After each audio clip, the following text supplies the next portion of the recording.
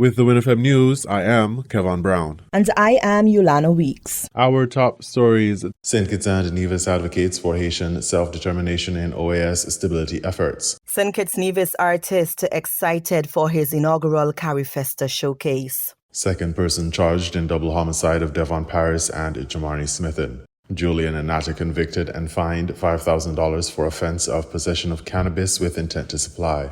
Caribbean leaders conclude dialogue on resilient prosperity for SIDS. Grenada Tourism Authority looking at ways to diversify. Internationally, Ghislaine Maxwell says Epstein client list does not exist. Now, the details. In remarks on August 20th, 2025, Augustine Skerritt, Minister, Councillor, and alternate representative of St. Kitts and Nevis to the United States and the Organization of American States, OAS, articulated a robust vision for Haitian stability at a regular meeting addressing towards a Haitian-led roadmap for stability and peace with regional and international support. His statement underscored the Federation's deep understanding of the historical struggles for freedom and its unwavering commitment to a process driven by the Haitian people themselves. Skerritt initiated his address with commending the OAS's prioritization of security and peace in Haiti, viewing it as integral to the strength of the entire organization. We commend efforts in the OAS to prioritize the restabilization of security and peace in our fellow member state, recognizing that this organization, standing on its four pillars of democracy, human rights, multidimensional security, and integral development, is only as strong as its weakest link. He then situated the current efforts within a profound historical context, reflecting on the immense sacrifices made for freedom, drawing a poignant comparison to Haiti's enduring struggle. Our very existence is a living testament to this.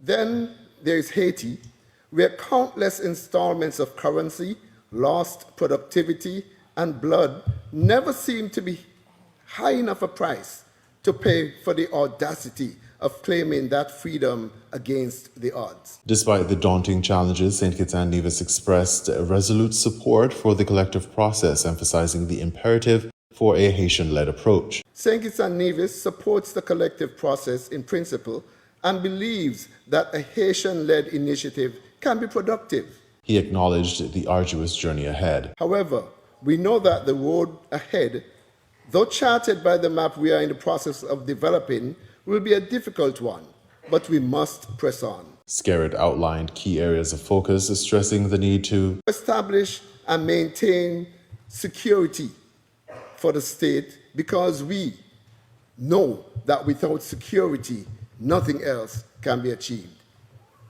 We must press on to ensure that the work being done directly impacts the Haitian people in as short a time frame as possible. We must press on so that the 5 pillars we have agreed upon can actually accomplish the objectives and do not end up being just another wish list. The Minister Councillor concluded by applauding the various international and regional bodies, including the Coordinating Group Mechanism, the Group of Friends of Haiti, and the OAS Interdepartmental Working Group on Haiti, viewing their collaboration as a viable framework within which all available resources can be acquired, mobilized, and channeled in the right direction to benefit our Haitian brothers and sisters and the hemisphere in general. Artist extraordinaire Vaughn Anslin expressed excitement to represent St. Kitts and Nevis at the Caribbean Festival of Arts 15, Carifesta 15, in Barbados from August 22 to 31, 2025. For Anslin, the opportunity to showcase his work at such a prestigious event has been a dream come true. Anslin spoke to WINN FM on August 22, 2025, as he prepared for the grand showcase. To be fair, I think my acceptance for being sent to Carifesta has been a long time coming. I've always said I needed to go to Carifesta because I've seen the people that go to Carifesta, and I always felt that I should have been a part of that contingent in any way, shape, or form. But nothing happens before its time, and I was even willing to go on my own if I did not go this year. That's how passionate I was about this project. But as fate will decide it, I will be traveling to Carifesta with the St. Kitts contingent, representing the Federation. So I think that's a story in itself. But anyway, I am very happy for the opportunity. Anslin's participation marks a significant milestone not only for his career, but for the Federation of St. Kitts and Nevis. He said, apart from displaying his own pieces, he hopes to gain insights into new techniques, themes, and perspectives from the diversity of Caribbean art that would be on display. I will be definitely showcasing my work and myself, making my federation proud. I want to network as much as I can to see as many fellow artists and to network with them, experience new styles, and see how new styles are spread across the Caribbean. It's more of a learning process for me, but also to let others know that my quality of work comes from such a small island federation. Anslin revealed the collection of artwork he carried to CariFesta. The pieces for the showcase tell stories of heritage, daily life, and the struggles and triumphs of Caribbean people. I am taking with me about 11 art pieces. I'm taking some fabric, fashion pieces. I'm also taking a lot of handbags with me and even some rocks that I've painted on, just to show the versatility and the diverse ways you can apply art to different things and different genres. I've also taken a lot of different styles, whether it be realism, abstract, contemporary, all of which I've included art display. But overall, I'm looking forward to this. I can't wait to get there later on today and set up my area and see how it goes from there. The artist explained that the pieces were selected to highlight both tradition and modern expression, ensuring that his display captured the spirit of St. Kitts and Nevis and the wider Caribbean. Deck 1 door of East Street, Newtown, St. Kitts has been charged with the offense of accessory after the fact to murder. The charge is in relation to the murders of 30-year-old Devon Paris and 9-year-old Jamarni Smithen, both of Craddock Road, Nevis, committed on August 1, 2024 in Newton Ground, St. Kitts. Dore's offense was committed on August 2, 2024 in Newton Ground. Dore is the second person to have been charged in relation to this incident. He was charged on August 22, 2025 at the Bastia Police Station. The first was Jesus Valdez of John Street, Newtown, who was charged with both murders on December 23, 2024. Julian Natta of Main Street, Charlestown, Nevis has been convicted and fined for the offense of possession of cannabis with intent to supply committed on April 19, 2025 at the Charlestown Pier. On August 19, 2025, Natta was fined EC $5,000 payable within 5 months. Should he default, he will serve 1 year in His Majesty's prison. Natta's sentence was handed down at the Charlestown Magistrate Court by His Honor Reynold Benjamin. In regional news, Caribbean leaders conclude dialogue on resilient prosperity for SIDS, DBS St. Lucia reports. The Caribbean Regional Dialogue, a pivotal meeting focused on advancing resilient prosperity in the Caribbean, ended on Friday at the Bay Gardens Hotel. Hosted by the OECS Commission and the Sasakawa Peace Foundation of Japan, the dialogue brings together regional leaders to explore opportunities in tourism, agriculture, the blue economy, climate and disaster risk reduction, economic development, and trade. Building on the momentum of the 2024 SIDS Modern Development Conference hosted in Antigua and Barbuda, the OECS Commission says it is committed to keeping the issues facing small island states at the forefront of the global agenda.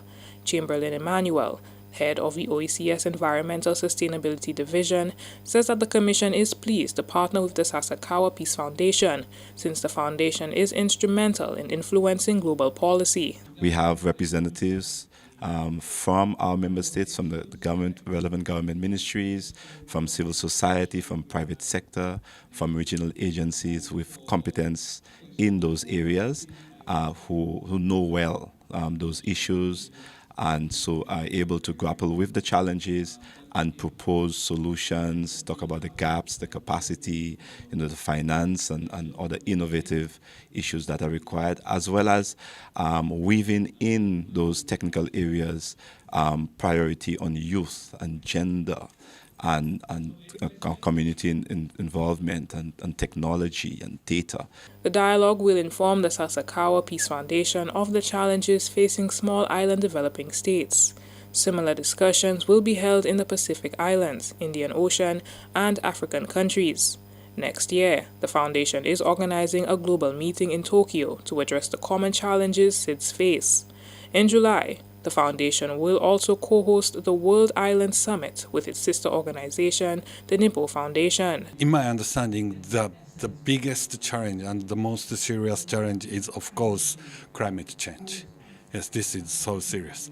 And also, we are now currently discussing is, under this, political situations, under the new administration in the United States, we are facing more political uncertainties and economic, challenges. So, we should reconstruct our strategy or the relationships among the countries. Dr. Makino emphasized that local opinions are crucial to the conversations, as the Caribbean region is underrepresented in global political discussions. For the DBS News World, Miriam Montoot reporting. Grenada Tourism Authority looking at ways to diversify. Grenada Broadcasting Network has that story. The Grenada Tourism Authority, the GTA, has started rolling out plans for the new executive. The announcement was made by Stacey Liberd, Chief Executive Officer, during a meeting with local media professionals and other stakeholders. Liberd said while the industry remains strong, there is a need for diversification. The U.S. contributes more than half the number of visitors to our shores, but with the recent threats posed to the islands, such as ours, by Donald Trump's decisions, the CTO said we must find alternative source markets. She gave the assurance that whatever is going on in the U.S. does not impact the continuation of life and business in Grenada.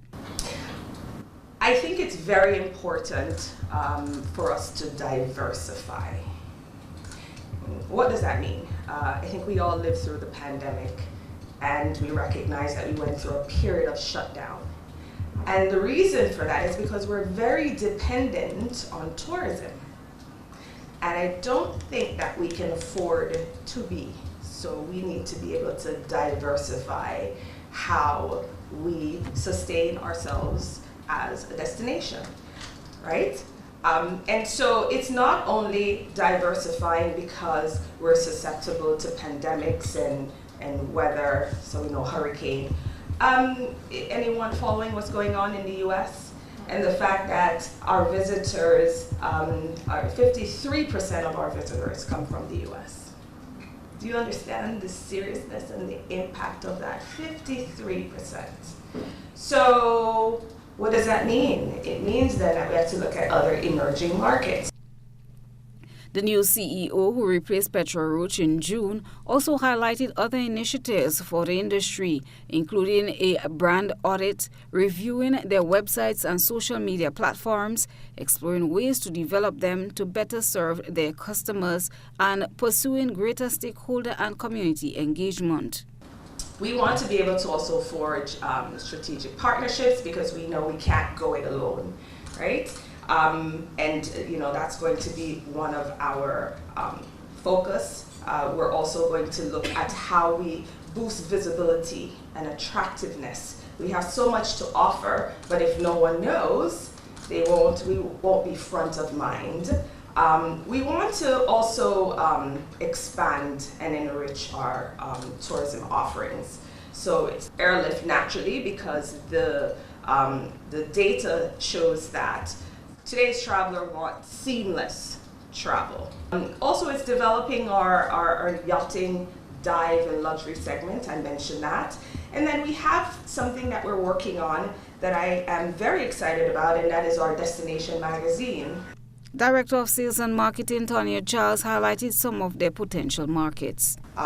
So some of the markets that we're going to be looking at is continental Europe, Latin America. We're so focused on increasing arrivals from those various regions. Every member of the team or the marketing executives of the marketing department have been assigned a market. So someone is in charge of supporting the US team. But two things in particular that I think is critical here. For the first time, we have a marketing executive who will be responsible for Grenada to encourage domestic tourism.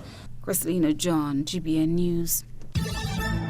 We now bring you these international reports. Ghislaine Maxwell, the convicted associate of sex offender Jeffrey Epstein, has denied that his highly discussed client list exists. The US Justice Department has released transcripts and audio recordings of its interview with her last month. She is serving a 20-year sentence for helping the late financier abuse young girls. During the interview, Ghislaine Maxwell was asked about President Trump, Bill Clinton and Prince Andrew. She told Deputy Attorney General Todd Blanche that she never saw President Trump in any inappropriate setting and he was always cordial to her. She said that allegations about Prince Andrew were not true and that this famous photo was fake, and that former President Bill Clinton was never one of Epstein's so-called clients. Our North America correspondent David Willis has the details. Convicted of helping Jeffrey Epstein recruit, groom and abuse underage girls, nobody knows more of his dark secrets than Ghislaine Maxwell. Of interest to many, the friendship he forged with Donald Trump in the late 1990s, a friendship she insists that was completely above board. I don't recall ever seeing him in his house, for instance. I actually never saw the president in any type of massage setting. I never witnessed the president in any inappropriate setting in any way. The president was never inappropriate with anybody. In the times that I was with him, he was a gentleman in all respects. The US Deputy Attorney General Todd Blanche, once Donald Trump's personal lawyer, also asked about reports of a so-called client list containing the names of Jeffrey Epstein's wealthy and influential clientele. There's been a lot of conversations about whether Mr. Epstein maintained like a list of people, like a book of famous people that he knew, it's called a black book or a client list or a list. Did you know of the existence of any such list? There is no list. We'll start with that. Her only departure from the US government's summary of the case against Jeffrey Epstein, that instead of taking his own life, he was murdered whilst awaiting trial. As to Epstein's friendship with Prince Andrew, Ghislaine Maxwell dismissed the famous picture of the two of them together as a fake and denied that it was she who had initiated the royal friendship. I would never have introduced them. It would never have occurred to me to introduce them. I couldn't imagine them being friends. Two chalk and cheeses would never, I mean, for real, there's nothing there to connect them. So he met Prince Andrew, and then he had a relationship. I don't like that word, it sounds funky. They had a acquaintanceship. Thank you. Many of Donald Trump's diehard supporters have long maintained that so-called deep state elites were protecting key Democratic Party figures such as Bill Clinton from association with Jeffrey Epstein. But Maxwell said she saw no evidence of wrongdoing on the part of the former president. Ghislaine Maxwell was told her interview was not part of a cooperation deal, but shortly after being interviewed, she was moved from a Florida prison to a minimum security facility in Texas. No reason was given for the transfer. She is now appealing her conviction to the US Supreme Court. David Willis, BBC News, Los Angeles. Well, our North America editor Sarah Smith has more analysis on what's in the 300-page transcript. It's really, really fascinating. I mean, one can assume that one of the reasons that they have been released is that it's almost entirely good news for Donald Trump, information he'll be very happy to have out there in the public domain. Ghislaine Maxwell said that she, although she did used to see Donald Trump socially, had never seen him receiving a massage from any of the young women around Jeffrey Epstein. She had never seen Donald Trump in any kind of inappropriate situation whatsoever, she said. She was asked about that infamous so-called client list of Jeffrey Epstein's, which has been so much speculation, a lot of it from Donald Trump supporters, about whether he kept this client list and used it to blackmail powerful and influential people. Well, Ghislaine Maxwell said she was unaware of him keeping any kind of list like that. And then she also went on to say that she didn't think Jeffrey Epstein killed himself in prison. His suicide or not has been another source of a huge amount of speculation and conspiracy theories. And the other thing that's very interesting in this transcript is you can actually see the Deputy Attorney General saying to Ghislaine Maxwell that he is not promising her anything in return for this testimony. And yet we know that less than a week after she gave this interview, she was moved into a minimum security federal prison camp, somewhere considerably more pleasant to be than the prison that she had been in before that. Sarah Smith. Well, Matthew Bartlett is a Republican strategist and Trump appointee to the State Department in the first administration. He told me whether the release of the Ghislaine Maxwell transcript is enough to stop the calls for the release of all the Epstein files. Listen, for the sake of transparency, this seems to be a step in the right direction to have this testimony made public to the United States of America. Yet, when you look at this, let's first remember that Ghislaine Maxwell's credibility, this is someone who's not just convicted of horrific crimes, but convicted of perjury, lying under oath. So her testimony here is certainly questionable. It's the old, you show me someone's incentives and I will tell you their behavior.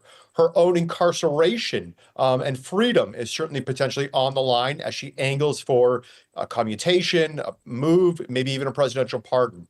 Beyond that, she is all over the place with her explanations, conveniently not recalling critical details, exonerating everyone. Again, this is a monster talking about their victims.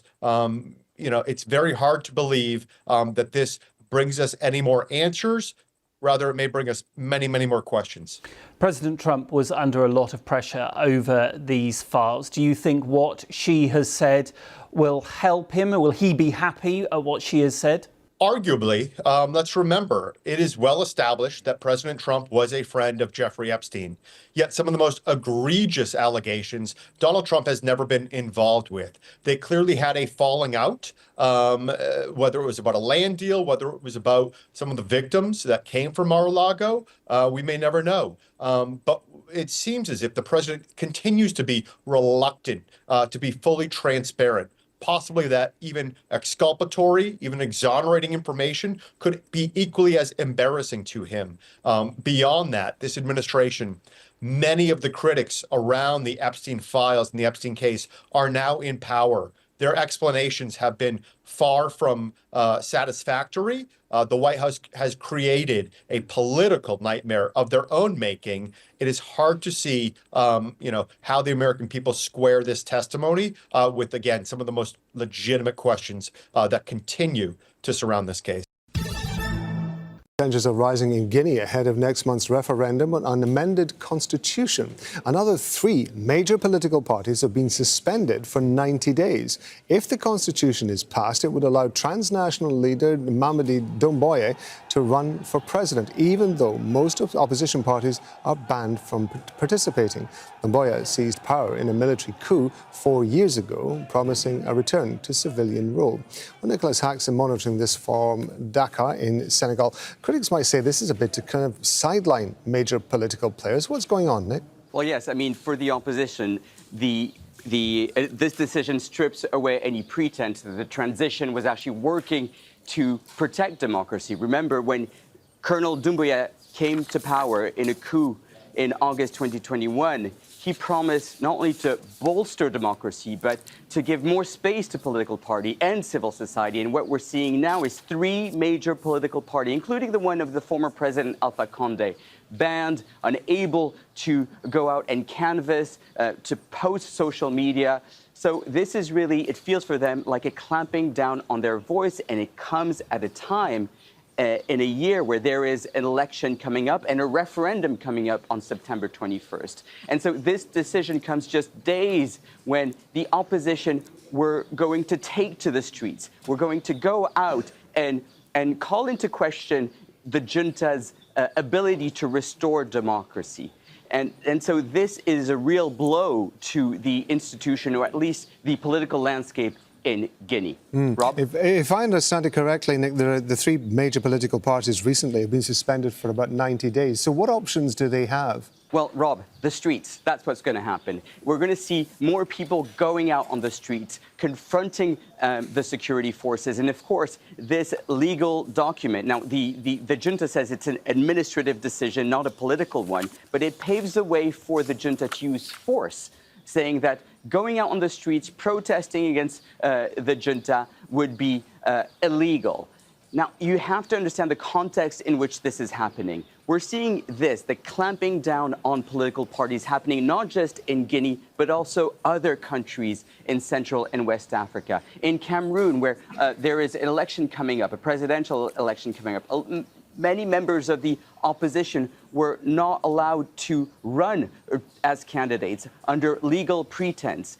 More recently in Mali, where all political parties have been banned. So it seems for civil society actors that the democratic process in the run-up to the elections are being sabotaged. And that's what's at key and at stake right now for Guinea. Fighters of the paramilitary Rapid Support Forces are feeling triumphant. They've just killed Sudanese army soldiers in an ambush outside the city of Al Ubaid, capital of the North Kordofan state.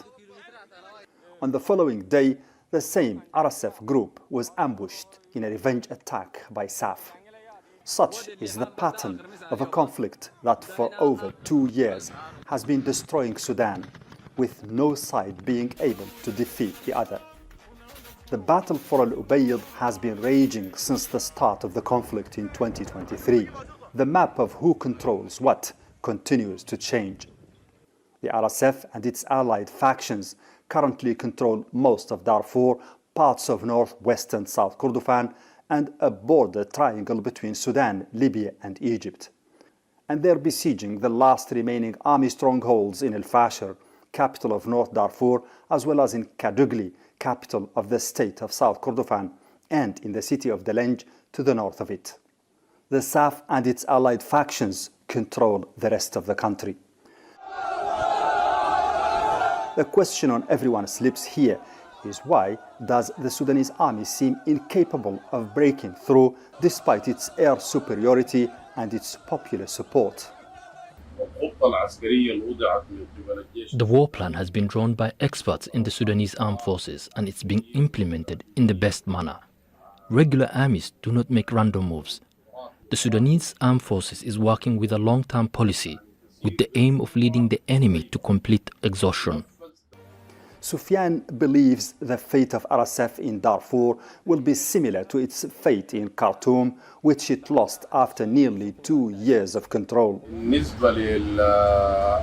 The causes of the delay in reaching El Fasher and Kadugli for the Sudanese army have to do with well-known circumstances. The distances between these cities and Khartoum are very long. The area is flat and exposed. The army needs to ensure its own protection before advancing. That's why it's moving slowly. Until 10 months ago, RSF was in control of the entire states of Khartoum and Jazeera and huge parts of Sennar, the Wise Nile, and Kordofan, in addition to most of Darfur and the supply line linking it to Khartoum. But that control has now considerably shrunk. The army says this demonstrates why its slow but steady advances are going to eventually win the war. Mohammed Val, Al Jazeera, Khartoum. You were listening to the WINN FM 98.9 newscast. Our top stories were: St. Kitts and Nevis advocates for Haitian self-determination in OAS stability efforts. St. Kitts Nevis artist excited for his inaugural Carifesta showcase. Second person charged in double homicide of Devon Paris and Jamari Smithen. Julian and Nata convicted and fined $5,000 for offense of possession of cannabis with intent to supply. Caribbean leaders conclude dialogue on resilient prosperity for SIDS. Grenada Tourism Authority looking at ways to diversify.